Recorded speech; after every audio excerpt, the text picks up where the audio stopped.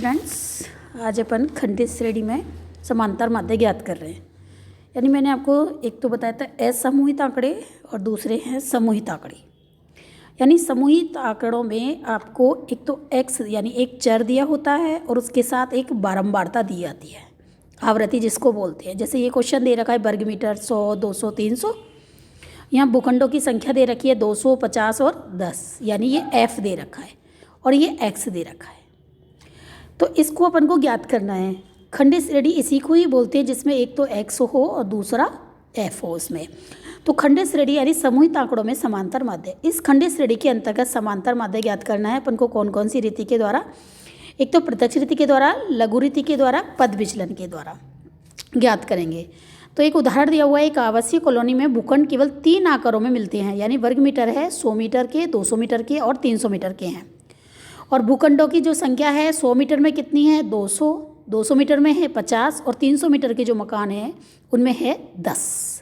अब मैं यहाँ पर आपको समांतर माध्य ज्ञात करना सिखा रही हूँ। कौन सी रीति से? प्रत्यक्ष रीति से। प्रत्यक्ष रीति में अपने को समांतर माध्य जब ज्ञात करेंगे तो ये जो x है ना, इसको अपन इस तरह से लिख लेंगे, वर्ग मीटर x 100, 200, 300। और यहाँ पर भूखंडों की संख्या जो लिखी है 200, फिर 50, फिर 100। हमें x और f ज्ञात करना है, x और f। तो x ये संख्या लिख रही है, f ये है। इन दोनों का अपन 100 और 200 का गुणा करेंगे 20,000, 200 और 50 का गुणा करेंगे 10,000, 300 का गुणा 10 से करेंगे कितना हो गया 3,000। अब अपन टोटल करेंगे सिग्मा fx। सिग्मा का मतलब होता है टोटल। इन सब 20,000, 10,000, 3,000 इनका जो टोटल किया वो कितना हो गया आपका 33,000। और यहाँ भूखंडों की संख्या जो है ये x का टोटल नहीं करते हैं, n का टोटल जो होता है वो f का टोटल होता है। f सिग्मा f का हो या फिर n का हो। n 260 है, 33,000 में 260 का भाग लगाएंगे 126.92 आंसर आएगा।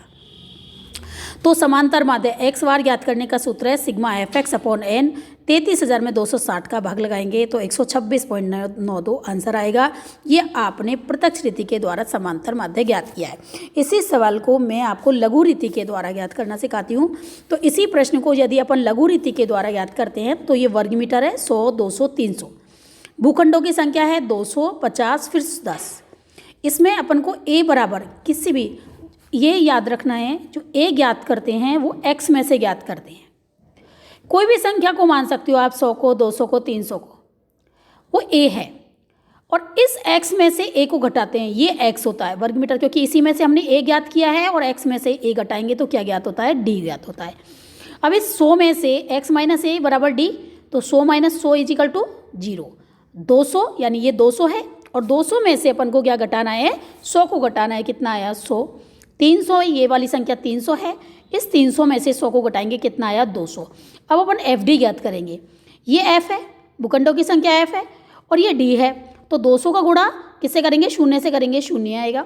50 का गुणा 100 से करेंगे 5,000 आएगा। 10 का गुणा 200 से करेंगे तो ये 2,000 आएगा और टोटल कितना हो गया आपका 7,000। मैंने आपको पहले भी बताया था F का टोटल ही n कहलाता है। F का टोटल क्या कहलाता है, n कहलाता है। A plus sigma FD upon n, sigma FD upon n यानी A plus sigma FD upon n। 100 plus 7,000 upon 260। इस 260 का भाग हम 7,000 में लगाते हैं, 26.92 आएगा। इस 100 में 26.92 को जोड़ेंगे तो कितना आ जाएगा 126.92 आंसर आएगा। तो यानी कि ये अपने क्या ज्ञात किया है, लघु रीति के द्वारा ज्ञात किया है।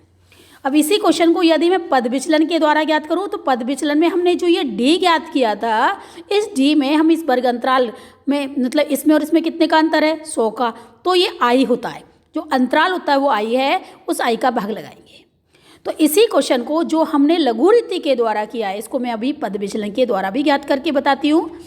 तो वही क्वेश्चन है 100, 200, 300। भूखंडों की संख्या 200, 50 और 100 है। आपने x माइनस a किया था पहले वाले क्वेश्चन में, जैसे 0, 100, 200 आया। अब अपन d डैश ज्ञात करेंगे। d डैश ज्ञात से कैसे ज्ञात करते हैं, d में i का भाग लगाते हैं। यानी d ज्ञात किया आपने 0 और इनमें इसमें कितने का अंतर हो रहा है, 100 से 200 में कितने का अंतर है 100 का, 200 से 300 में कितने का अंतर है 100 का। तो इसलिए ये जो i है वो कितने का है 100 का है। तो 0 में 100 का भाग लगाया, फिर इस 100 में 100 का भाग लगाया 1 आया, इस 200 में 100 का भाग लगाया कितना आया 2 आया। फिर जो ये डी डैश आया इसका गुणा हम एफ से करेंगे। ये भूखंडों की संख्या ये एफ कहलाती है। 200 का गुणा 0 से किया कितना आया 0 आया। इस 50 का गुणा 1 से किया कितना आया 50 आया है। और इस 10 का गुणा 2 से किया तो 10 दूनी 20 20 आया। ये इस एफ डी है, एफ डी को टोटल करेंगे तो सिग्मा एफ डी कहलाता है। इन सब का टोटल किया कितना आया 70। अब यहाँ एक्स बार ज्ञात करने का सूत्र वैसे है A plus sigma f d upon n into, यहाँ हमने आई का भाग लगाया इसलिए अब अपन क्या करेंगे गुणा करेंगे आई का। अंतराल आई बरा आई का मतलब कैसे होता है, एक्स में जो अंतराल होता है वो आई है, ए जो हमने माना है वो 100 है, ठीक है। और सिग्मा एफ डी टोटल कितना है 70 है और यहाँ एन कितना है आपका 260 है। सूत्र में रख लेंगे अपन ए 100 प्लस 70 बटे 260 इंटू कितना हुआ 100। 70 का गुणा 100 से कर दिया 7000 हो गया। जैसे पहले वाले में 7000 था बटा 260, इसमें भाग लगाया 26.92। 100 में 26.92 को जोड़ा तो कितना है 126.92। आपको लघु रीति के द्वारा करें, प्रत्यक्ष रीति के द्वारा करें या पद विचलन के द्वारा करें, आपका आंसर सेम आएगा। जैसे यहाँ पर भी 126.92 है, ये भी 126.92 है और आपने पहले प्रत्यक्ष रीति के द्वारा सवाल किया था, ये भी 126.92 है। तो आप किसी भी रीति के द्वारा सवाल करते हैं तो आपको आंसर सेम आता है। आज मैंने आपको खंडित श्रेणी में सवाल करना ज्ञात करना सिखा दिया है। कल मैं अखंडित श्रेणी का सवाल कराऊंगी, ठीक है। ओके।